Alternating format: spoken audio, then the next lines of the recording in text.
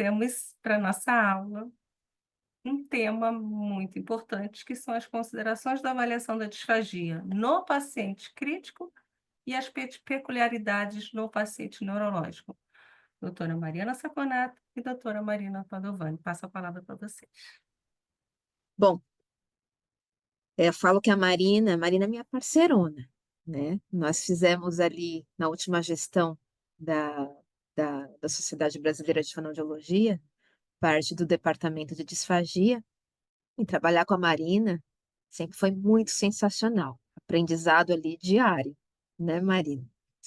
E essa aula que ela deu para vocês, que aula, gente? Que aula inaugural foi essa, Que né? aula! Eu estou aqui encantada. Fantástica, com Muito vários obrigada, insights aí Marina. para vocês, né? Uma riqueza de detalhes, né? Então, ela trouxe aí uma literatura recente.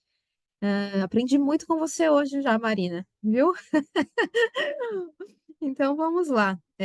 Bom, vou falar do paciente crítico, então é a minha vivência, né? Então, eu tô nessa área aí já tem mais ou menos uns 15 anos. Então, eu fico muito na terapia intensiva, fico bastante na enfermaria, mas o meu foco mesmo é a unidade de terapia intensiva. E aí, pessoal, o objetivo do módulo, que é o módulo 7, é trazer para vocês não só os achados da avaliação, aquele paciente que tem sinal clínico, né? O que a Marina falou muito bem, né? Os fatores de risco para esse paciente com disfagia, mas ir um pouco além, para aquele aluno, para você que nunca entrou na terapia intensiva, e muitas vezes é um ambiente que assusta. Tem fonoaudiólogos que não querem ir para UTI. E eu sei que isso existe, né? Então, bateu uma avaliação, paciente da UTI, paciente traqueostomizado, paciente na ventilação mecânica, aí eu falo, vou deixar para o colega da tarde, vou deixar para o próximo plantão. Porque, de fato, é um ambiente diferente. É um ambiente que tem um monte ali de equipamentos e tem um monte de equipamentos apitando, e tem gente que tem medo de chegar lá, acabar desconectando um sensor, enfim, é muita coisa envolvida no paciente crítico. Não é apenas ali, claro, a gente vai focar na doença de base, na fisiopatologia da doença, mas temos que ir além. A gente tem que, sim, conhecer um pouco ali do manejo da enfermagem, do manejo da físio, do manejo da nutri, do farmacêutico, né? E ali, claro, para a gente poder se posicionar com segurança e propriedade na visita multi. Porque eu falo para vocês sempre, a equipe médica muitas vezes não quer saber apenas se o paciente engasga ou não. Se a gente vai ali suspender uma VO, manter sonda exclusiva, né? Se a gente vai liberar e qual consistência, não é só isso a visita, né? A gente também participa da discussão, inclusive daquele paciente que está entubado. Mas, Mariana, a gente não atua no paciente entubado. Sim, não atuamos. Mas a gente tem que entender todo o processo terapêutico, né? Desde quando esse paciente entrou na UTI, quando ele foi entubado, por que que ele foi entubado e todas as intercorrências que ele teve enquanto permaneceu entubado. Porque quando ele chegar para a gente, pós-tubo, pós-extubação, a gente vai ter um histórico, não só da doença de base, mas de toda a condição clínica até a extubação. Então, é importantíssimo, né, que a gente estude também sobre medicina intensiva nessas diversas áreas, né? Então, é uma série de diagnósticos. Então, alguns profissionais atuam em UTI geral, que é mais difícil ainda, porque UTI geral, o fonoaudiólogo vai atuar com paciente cardiopata, paciente da pneumo, paciente da nefro, paciente TCE, paciente da ortopedia. E tem aqueles que atuam em UTIs específicas, né? UTI só de câncer de cabeça e pescoço, UTI só de cardio. Então, você acaba estudando ali mais doenças, né, direcionadas para algum tipo ali de diagnóstico. Então, é muita coisa? É. Então, nesse módulo, eu vou trazer para vocês os diagnósticos mais comuns da terapia intensiva, né? O momento que a gente tem que entrar, o que fazer e, principalmente, o que não fazer. Não fazer do ponto de vista de avaliação e de terapia. No paciente crítico, a gente não pode sair fazendo tudo, né? Então, assim, eu tenho ali os meus objetivos específicos que a Marina falou, mas em determinado momento vou conseguir praticar e colocar e contemplar aqueles objetivos, porque a condição clínica do paciente não permite. Então, isso aqui, essa imagem traz isso, né? Nossa, é um caos, né? Você olha essa foto aqui, são vários equipamentos, são os monitores. Eu tenho um paciente aqui que está entubado, está conectado aqui no ventilador, com os monitores aqui do lado. Eu vejo monitores que controlam frequência cardíaca, frequência respiratória, saturação, temperatura. Então, eu tenho que bater o olho aqui, tentar observar e discutir com a equipe, né, se é o melhor momento para entrar e se esses sinais vitais aqui que estão presentes são secundários a uma medicação que o paciente tomou ou não. Muitas vezes eu vejo um paciente aqui normotenso, uma pressão 12/8, mas está sob efeito de medicação. Passou o efeito da medicação, a pressão sobe, vai lá para 19/10. E aí? Né? Pode ter ali algum tipo de intercorrência quando foge da ação medicamentosa, né? Então, são situações que a gente precisa entender. O que mais? Eu tenho aqui o relógio de decúbito, então, esse paciente que tem que ficar mudando o decúbito a cada 2 horas, tentar entender qual que é o horário de mudança do decúbito para ir avaliar ou fazer a terapia quando esse paciente estiver em decúbito dorsal, ou seja, com a barriga para cima, né? O que mais que a gente vê aqui? Aqui eu tenho um sistema fechado de aspiração, né? Então a Irene vai falar sobre traqueostomia, né? Então são particularidades, né? Quando o paciente for traqueostomizado, particularidades da aspiração endotraqueal num sistema fechado, tá? E a ventilação mecânica. Então aqui desse lado eu estou vendo um ventilador bem pequenininho, são vários modelos de ventilador. Eu vou trazer isso para vocês também no curso, né? Nós temos ventiladores mais simples, aqueles ventiladores mais modernos, né? Que mostram muito mais parâmetros. Não digo que a gente não atua, né, na ventilação mecânica, mas é importante que a gente entenda quais as modalidades e quais os parâmetros, pensando quando a gente for entrar ali no paciente traqueostomizado, né, para adaptar uma válvula de fala e até mesmo para liberar VO. Então, a gente vê aqui uma situação, né, de uma UTI separada aqui por uma cortina de plástico. Aqui é uma UTI que a gente pode classificar como uma UTI geral, uma UTI da cardio, uma UTI da neuro. O que não pode acontecer aqui é ser uma UTI de infecto, né? Ter um paciente aqui com COVID e aqui do lado um paciente com AVC. Isso não existe, tá? Então, doenças infecto-contagiosas são UTIs específicas ou UTI de coorte, como vocês estão vendo aqui, tá? Então, UTI de coorte, né, são UTIs com todos os pacientes com o mesmo diagnóstico. Então, no auge da pandemia, ali 2020, 2021, eram UTIs de coorte, todos os pacientes COVID. Ah, Mariana, pode ter um COVID aqui, um tuberculose, uma influenza A? Não. São todas doenças infecto-contagiosas, mas são agentes diferentes. Tem um vírus, eu tenho bactéria, são micro-organismos diferentes. E aqui vocês veem a mesma coisa, pacientes aqui entubados, os 3 entubados, os 3 sob ventilação mecânica, e esse ventilador que vocês estão vendo aqui é diferente dessa primeira foto, tá? E tem ventiladores tão bons, tão modernos, que mostram para a gente, o físio, para o fono, qual a área do pulmão que está sendo ventilada.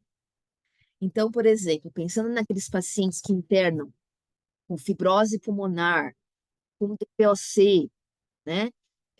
Alguns quadros, por exemplo, de pneumonia aspirativa, né? Quando esse paciente precisa ser ventilado enquanto entubado ou na tráqueo, tem alguns ventiladores que mostram a área que está sendo expandida ou a área que o fisioterapeuta precisa recrutar mais para conseguir expandir e desmamar esse paciente da ventilação mecânica. Ou seja, encurtar o tempo para ele extubar. Isso para a gente é importante? É. Então, assim, não estou atendendo o paciente entubado, mas eu sei que a físio está fazendo manobras ali de recrutamento alveolar que podem encurtar esse tempo. E eu consigo ver no ventilador, muitas vezes, esse pulmão expandindo, né? Então, são particularidades da terapia intensiva que a gente precisa, sim, ter noção, a gente conseguir discutir com a equipe, discutir com a enfermagem, discutir com o físico, para nós não sermos apenas o profissional que vai falar se o paciente engasga ou não, né? Então é muito além disso. Aqui é outra situação. Então a gente vê aqui um hospital, né, bem diferente desses outros dois, uma situação mais moderna. Então aqui é uma UTI, assim como esse essa foto. Então aqui é uma UTI, unidade de terapia intensiva. Então é um leito separado aqui, então é um quarto privativo, né? Eu tenho aqui o ventilador, tenho o monitor e aqui dentro eu tenho uma antecâmara. Essa antecâmara nem todo hospital tem, mas para quem for trabalhar ou quem trabalha em um hospital com antecâmara é importantíssimo porque é aqui que acontece a nossa paramentação. É aqui que a gente deixa o nosso material para avaliar e para reabilitar antes de entrar no leito, né? Então, em situações como essa, não tem antecâmara. Você tem que se paramentar lá dentro, você tem que deixar o material, a papa de fruta, o suco espessado, às vezes em cima do balcão da enfermagem, e às vezes aquele balcão da enfermagem já está contaminado, porque aqui, ó, eu tenho micro-organismos circulantes no ar, nas superfícies, né? Então, a gente, se não fizer uma boa lavagem das mãos, eu acabo levando um agente bacteriano, por exemplo, para outro leito, para a enfermaria, por exemplo. Aí acontece ali as contaminações cruzadas, tá?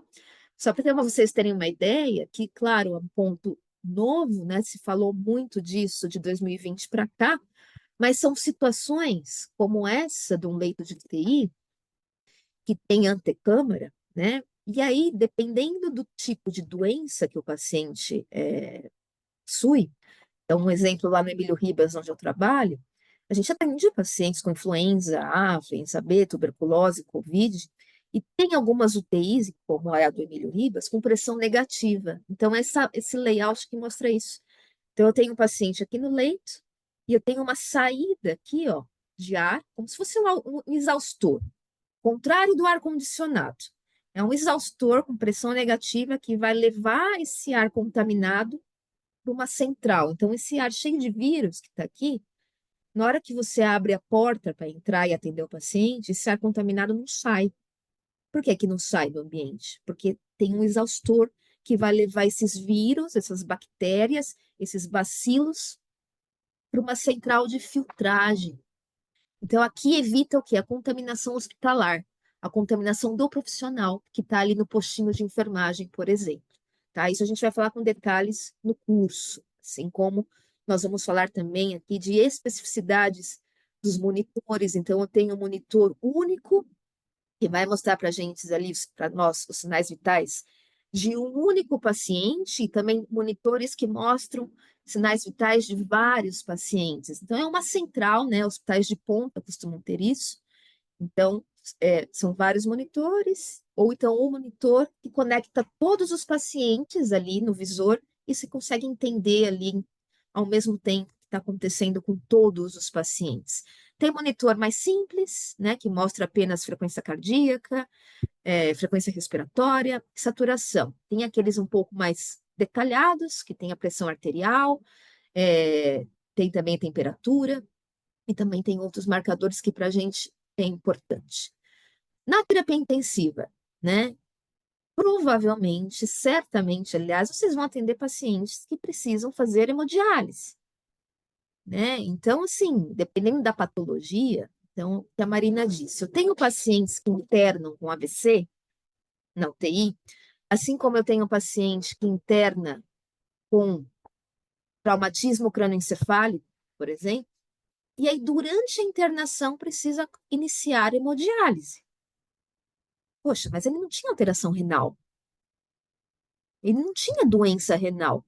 Por que que ele internou com AVC, internou com TCE, internou, por exemplo, pós-cirurgia de fêmur e precisou fazer hemodiálise? Muitas vezes, pessoal, a própria medicação, excesso de antimicrobiano, excesso de antibiótico faz o paciente cursar com alteração renal e necessidade de hemodiálise. E isso para nós é importantíssimo. As últimas evidências, né, que falam sobre fatores de risco de disfagia na UTI apontam que pacientes que precisam fazer terapia de substituição renal, que é a hemodiálise, é fator de risco para disfagia.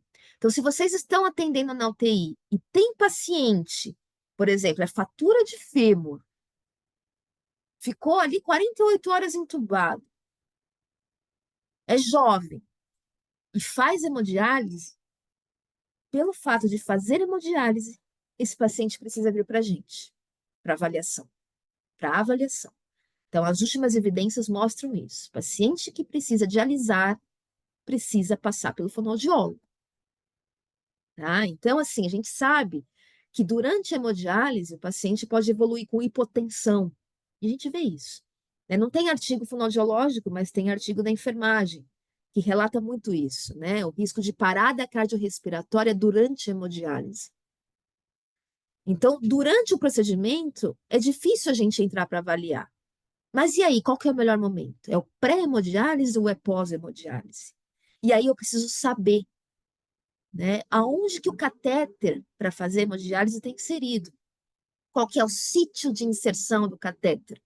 Eu estou com catéter na femoral, eu estou com catéter na jugular, o quanto que eu posso inclinar esse leito decúbito do paciente para não prejudicar ali a hemodiálise, para a máquina não apitar.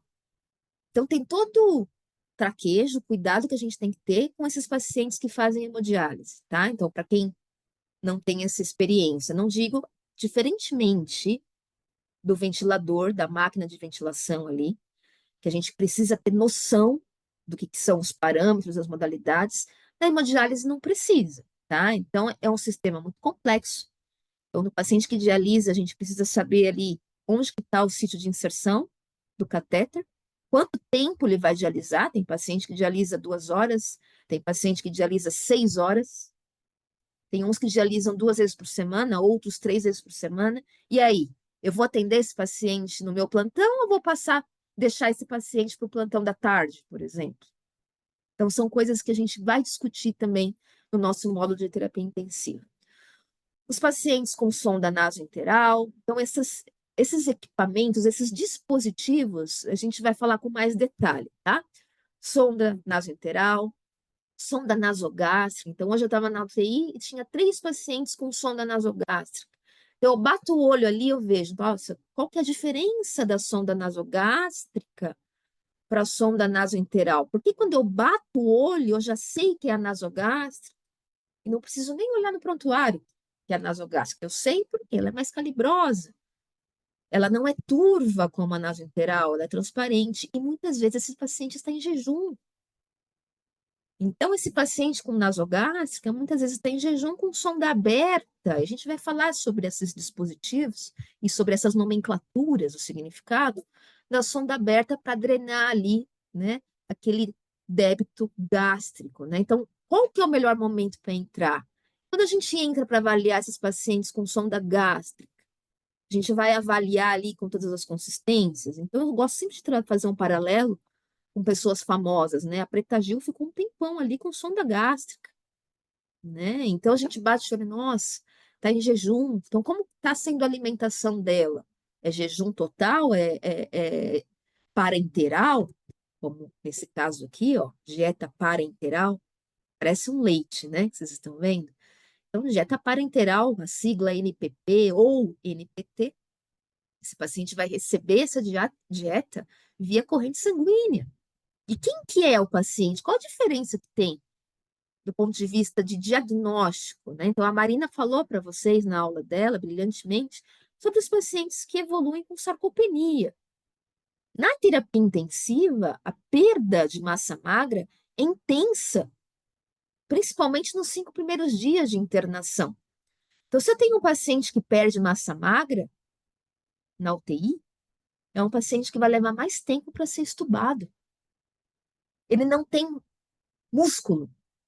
Se ele não tem músculo, ele tem o quê? Uma piora da contração dos músculos respiratórios que podem auxiliar na extubação. Então, é aquele paciente que vai ficar mais tempo entubado, ou então é o paciente que vai para tráqueo.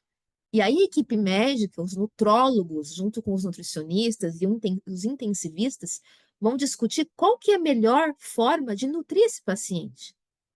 É sonda nasoenteral associada à nutrição parenteral?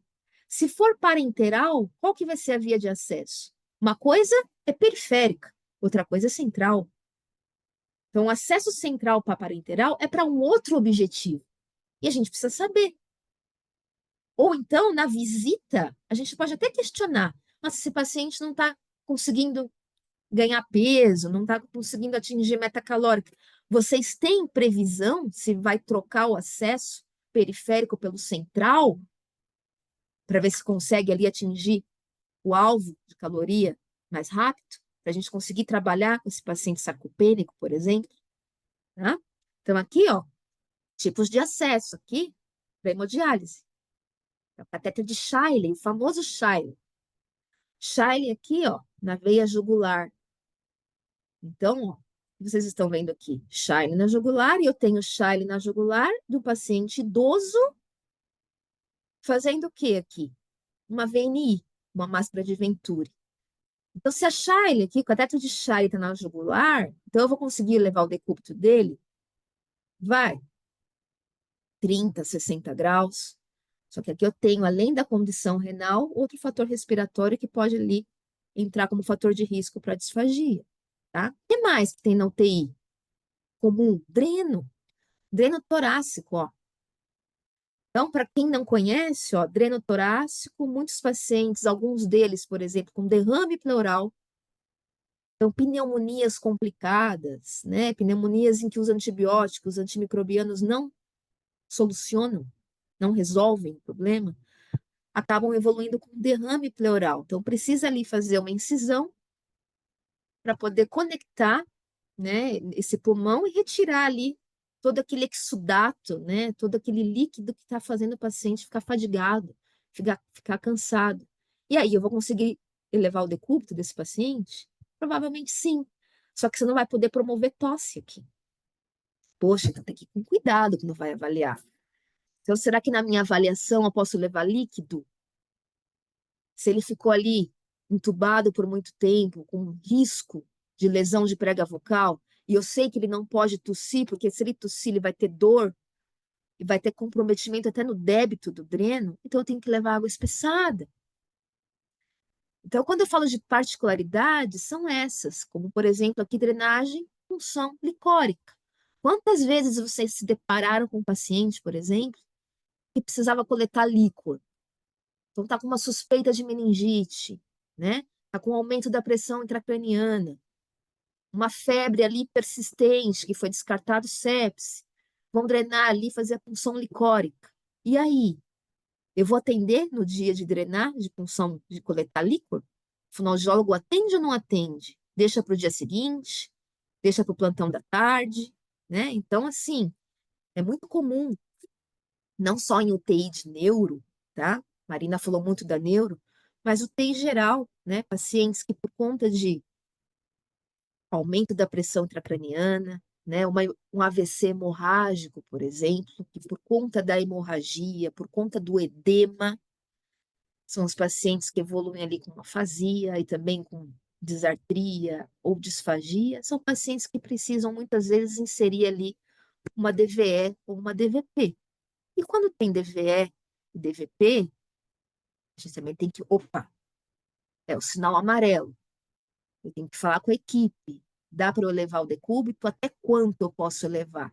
Tem situações com DVE, eu não posso ir superior a 30 graus.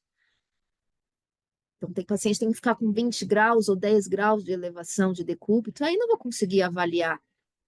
Aí eu tenho que conversar com o neurocirurgião. Qual a expectativa de vocês? Vai manter essa DVE ali por mais de 24 horas, 48 horas? Ou não? E se for manter todo esse tempo, talvez tenha que passar sonda. E a gente aguardar a autorização do neurocirurgião para elevar o decúbito além de 30 graus, para a gente conseguir fazer a avaliação, tá?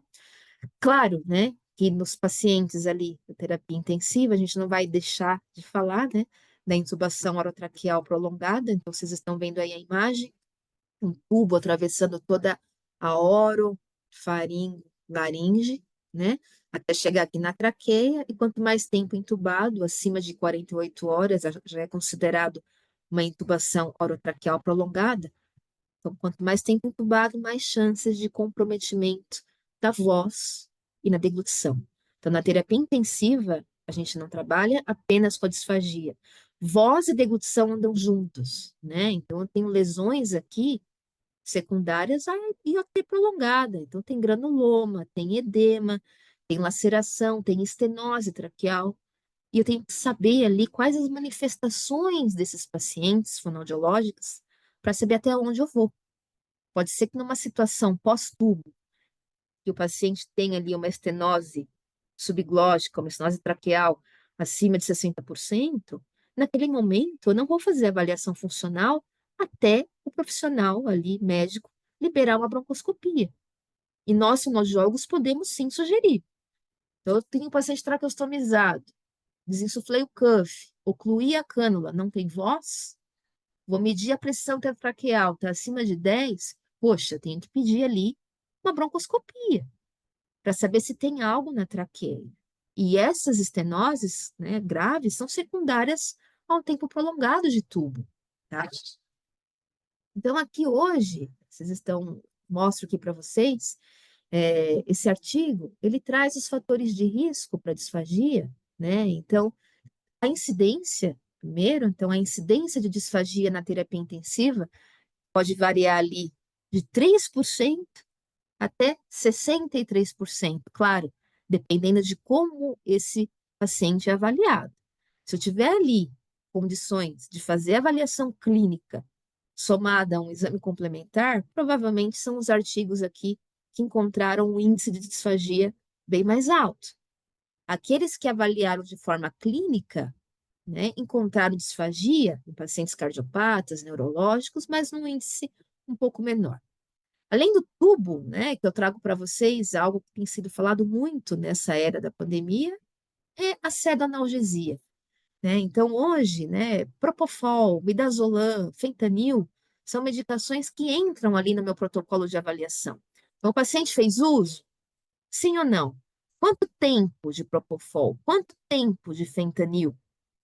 Qual a dosagem? Por quê? Porque quanto mais tempo fazendo uso dessas drogas, a literatura mostra aqui que as chances de acontecer ali alterações, não só da fase oral preparatória, mas principalmente faríngea, é grande. Então, tem pacientes ali que podem evoluir com um prejuízo maior da limpeza da estase de parede posterior de faringe, de recessos piriformes. Tem pacientes que apresentam também um atraso para iniciar a deglutição faríngea. A coordenação entre deglutição e respiração também pode estar impactada. E aqui vocês veem no gráfico, ó, após a apneia da deglutição, há o quê? Uma inspiração. Então, quando a gente fala de incoordenação, deglutição, respiração, é isso. E não é só no DPOC, não é só na fibrose, não é só na COVID, não é só na influenza, não é só na tuberculose. Também pós-uso de seda-analgesia e bloqueadores neuromusculares, esses pacientes também podem evoluir com incoordenação entre deglutição e respiração, tá? No nosso módulo, a gente vai explicar com detalhes as diferenças, né, das modalidades não invasivas, então, do catéter nasal, até quanto de fluxo de O2 o paciente com catéter nasal pode receber. Quando ele não consegue melhorar do ponto de vista respiratório, a equipe médica, junto com a físio, passa, por exemplo, por uma Venturi. Então, essa é a máscara de Venturi. E aí, a máscara de Venturi, ela vai trazer ali frações inspiradas de oxigênio que vai variar de 25% a mais de 50%. E nesse momento, a gente avalia ou não avalia? Se eu afastar a máscara de Venturi 50%, tem uma chance maior do paciente de saturar? Tem uma chance maior dele incoordenar e apresentar risco? Então, é isso que a gente vai descobrir no curso. Então, aqui, ó, essa imagem mostra bem. Então, a fração inspirada de oxigênio, que varia aqui de 24% a 50%, essas cores aqui são padronizadas já. Em todo hospital, né, são essas cores na máscara de Venturi. Então, essa é a maior dúvida. Quando não liberar dieta por boca no paciente que faz uso de máscara de Venturi. Tem outras situações, né, que é a máscara não reinalante, catéter nasal de alto fluxo. Então, aqui eu tenho um fluxo de O2 que vai de 3 litros por minuto a 15. Aqui na máscara de não reinalante vai também até 15. Em quais situações esse paciente usa uma máscara não reinalante e quais que ele usa uma Venturi? Catéter nasal de alto fluxo, máximo de 60 litros por minuto. Ela fornece PIP também, pressão, né? Será que a única diferença é o fato do paciente fazer o uso contínuo desse dispositivo e ficar aqui com a cavidade oral livre para alimentar? Será que eu posso liberar VO para esse paciente aqui com 60 litros por minuto de KNAF? Ou será que eu tenho que liberar VO para esse paciente quando ele está ali com 10, 20 litros, né? Para finalizar, o paciente não melhora com Venturi, alguns deles fazem full face, né? Então a fisioterapia entra aqui com a full face, vai colocar aqui pressão, vai colocar volume, é uma terapia da fisioterapia para ver se o paciente consegue restabelecer ali a oxigenação, né? E tem aqui o helmet, né? A gente viu muito isso lá em 2020, 2021, que também é um dispositivo não invasivo, tá? Então, o paciente muitas vezes precisa, isso lá durante a pandemia, né? Principalmente, usar esse dispositivo e, nesse momento, ficar em jejum, né? Nada por boca. Então, no nosso curso, a gente também entra em detalhes. Quando nenhum desses dispositivos resolvem ali a hipoxicemia e a retenção de CO2, o paciente é entubado, e nessa condição aqui a gente não vai mais avaliar e atender o paciente. Quando não consegue sair do tubo, ele vai ser traqueostomizado, conectado à ventilação mecânica, né? Dependendo dos parâmetros e da modalidade, a gente vai entrar para avaliar o paciente, inclusive liberar a dieta VO, tá?